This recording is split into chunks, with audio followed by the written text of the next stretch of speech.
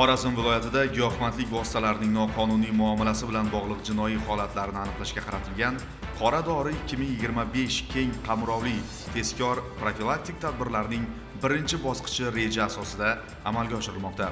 Jumladan, Tuproqqal'a tumani Ichki ishlar bo'limi tezkor qidiruv xizmati xodimlari tomonidan olingan tezkor ma'lumotlar asosida 16-17 iyun kunlari o'tkazilgan navbatdagi tezkor tadbir natijasida tarkibida giyohvandlik vositalarini saqlovchi o'simliklarni ekish va yetishtirish bilan bog'liq jinoiy holatlar fosh etildi.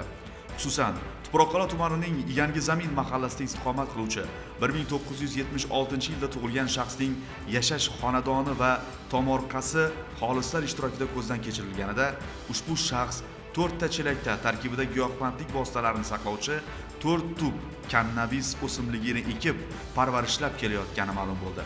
Bundan tashqari, tezkor xodimlar tomonidan mazkur mahallada yashovchi 1983-yilda tug'ilgan shaxsning xonadoni va tomorqasi ko'zdan kechirilganida 2 tub kannabis o'simligini ekib, parvarishlab kelayotgani aniqlandi.